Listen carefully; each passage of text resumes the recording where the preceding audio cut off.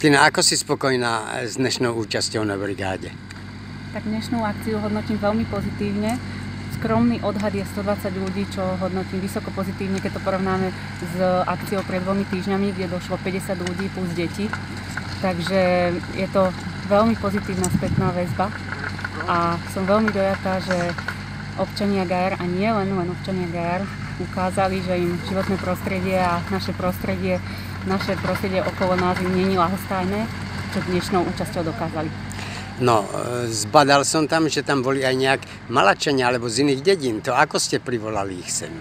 Je to komunita alebo tím malackí zberači, ktorí sa zúčastnili akcie brigády prvej aj pred 2 týždňami.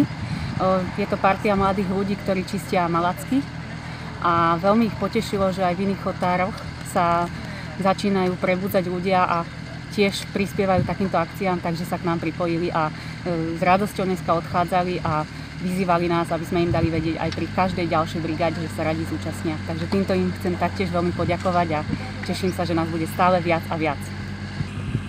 Takže za touto druhou brigádou nestojím len ja, ale celý tím za krajšie Gajary a Komisia pre životné prostredie pri obecnom zastupiteľstve v Gajaroch, ktorí sme sa dali dokopy a máme v pláne pokračovať v takýchto akciách. Preto sme oslovili nielen všetkých obyvateľov obce Gajary, ale aj zástupcov všetkých organizácií, ako gajarských, tak aj ostatných. Z gajarských môžem spomenúť rybárov, polovníkov, cykloklub, malackí zberači sa k nám pridali, hasiči.